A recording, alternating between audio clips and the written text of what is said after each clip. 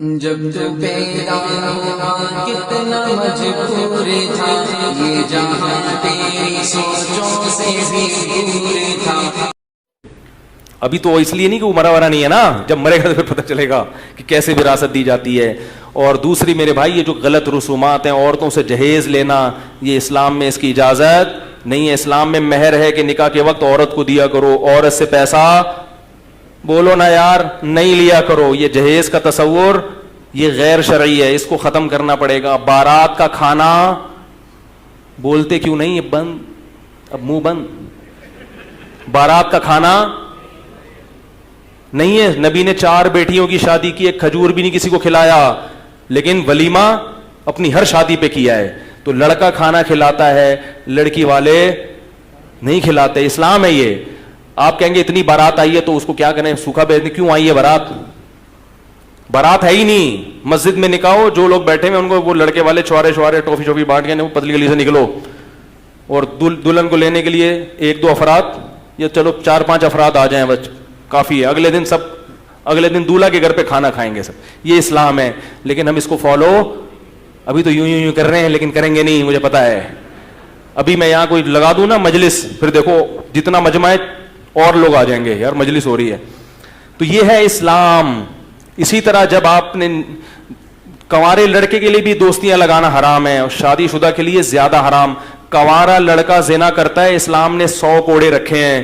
لیکن شادی شدہ آدمی زنا کرتا ہے تو اسلام نے کیا کہا ہے، زمین میں گاڑ کے اس کو پتھروں سے مار کے ہلاک کر دو.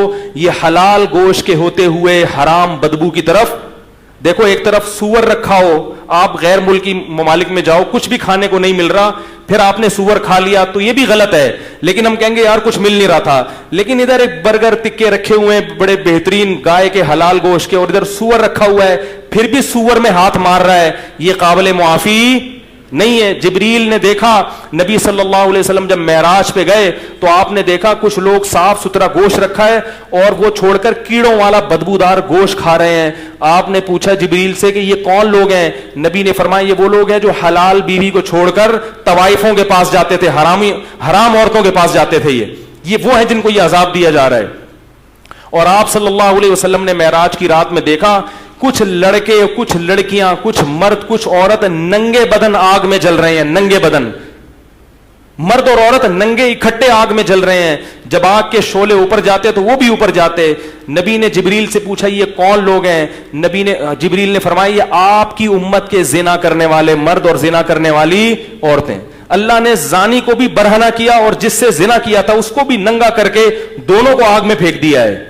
اور یہ پوری جماعتیں ہوں گی، کیونکہ زنا 2-4 لوگ نہیں کر رہے، بہت لوگ کر رہے ہیں. اللہ کی آگ ٹھنڈی نہیں ہے میرے بھائی. اللہ کے لیے اتنی بڑی آگ بھڑکانا کوئی مشکل نہیں ہے. لَأَمْلَأَنَّ جَهَنَّمَ مِنَ الْجِنَّةِ وَالنَّاسِ أَجْمَعِينَ.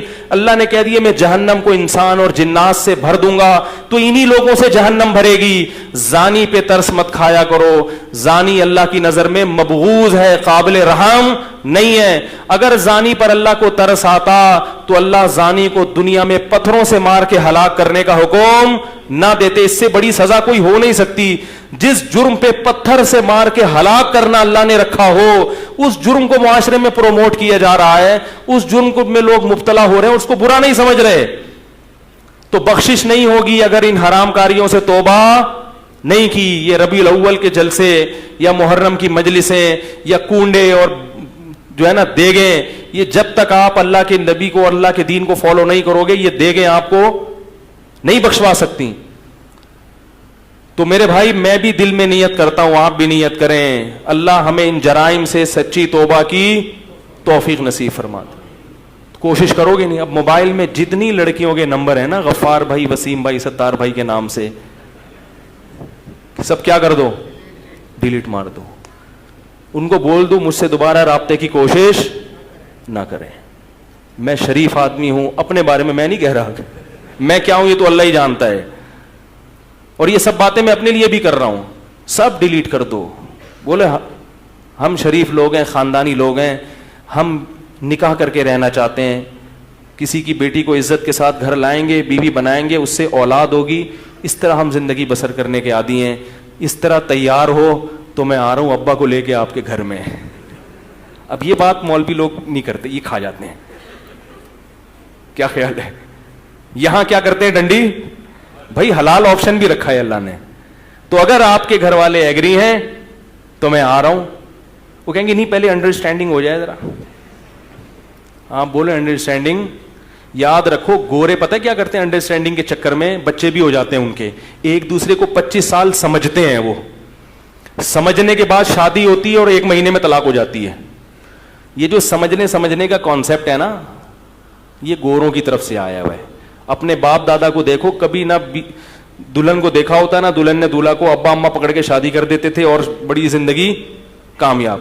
میں نہیں کہہ رہا کہ آپ تحقیق نہ کریں, لیکن سمجھنے کی بھی کچھ حدود ہوتی ہیں. 3 دن لگا لیے سمجھنے میں, بس ٹھیک ہے. 3 دن سے زیادہ بولو بھائی, یہ پھر سمجھنا نہیں ہے, پھر یہ چسکے لینے والی بات ہے. یعلم خائنۃ الاعین وما تخفی الصدور.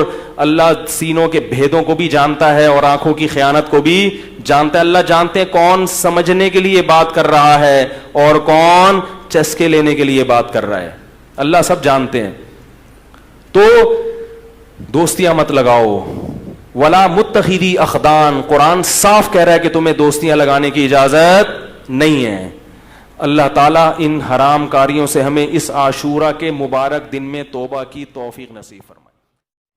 یہ ویڈیو اگر آپ کو اچھی لگی ہے تو ہمارے چینل اسلامک گروپ کو سبسکرائب کیجیے اور بیل آئیکن کو دبائیے تاکہ ہماری آنے والی ہر نئی ویڈیو آپ تک پہنچ سکے.